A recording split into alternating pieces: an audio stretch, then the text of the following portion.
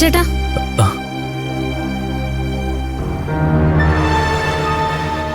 അക്കുച്ചേട്ടൻ ഓഫീസിൽ പോകാൻ ഇറങ്ങിയോ? എന്താ? പറയാൻ മറന്നു. ഉച്ചയ്ക്ക് കഴിക്കാൻ ഇങ്ങോട്ട് വരണം. അക്കുച്ചേട്ടന് ഇഷ്ടപ്പെട്ട മാങ്ങയിട്ട് വെച്ച ചെമ്മീൻ കറി ഉണ്ടാക്കി വെച്ചിട്ടുണ്ട്. ഉച്ചയ്ക്ക് വരാൻ പറ്റുന്ന കാര്യം സംശയം. ഓഫീസിൽ ഒരുപാട് ജോലിയുണ്ട്. ഉച്ചയ്ക്ക് വരാൻ പറ്റില്ലെങ്കിൽ ഞാൻ ഇപ്പോഴേ ഭക്ഷണം കാരിയറിലാക്കി തരാം. ഒരു മിനിറ്റേ. എനിക്ക് ഭക്ഷണം വേണ്ട. ഭക്ഷണം വേണ്ടേ? എന്താ അക്കുച്ചേട്ടാ കൊച്ചുകുട്ടികളെ പോലെ ഭക്ഷണം വേണ്ടെന്നൊക്കെ വാശി പിടിക്കുന്നത്? എന്താ ഇനി ചൂരിലൊക്കെ എടുത്ത് കാണിച്ച് പേടിപ്പിച്ച് കഴിപ്പിക്കേണ്ടി വരുമല്ലോ. ഭക്ഷണം ഭക്ഷണം ഭക്ഷണം ഇത് മാത്രം നിനക്ക് പറയാനുള്ളൂ?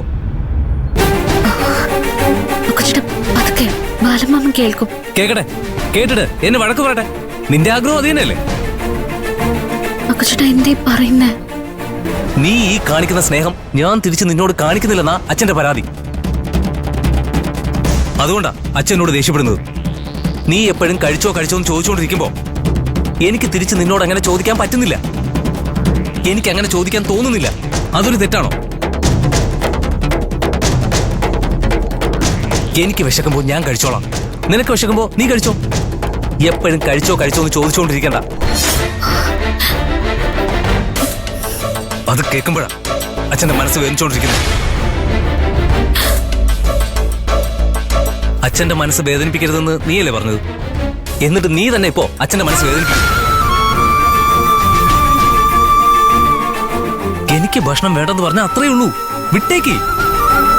നീ എന്നെ നിർബന്ധിച്ച് ഭക്ഷണം കഴിപ്പിക്കുമ്പോ അച്ഛനത് ചോദ്യം ചെയ്യും. നമുക്ക് കാക്കോത്തി അക്കുച്ചേട്ടനുമായി ജീവിക്കാം.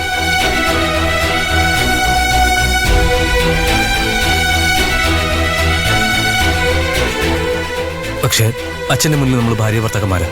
പഴയ ആ കാക്കോത്തിയായി നീ എന്നോട് സ്നേഹം കാണിക്കുമ്പോ ഞാനത് തിരിച്ചു കാണിച്ചില്ലെങ്കിൽ അച്ഛനത് വിഷമാവും. നീ ഒന്നും മനസ്സിലാക്ക്.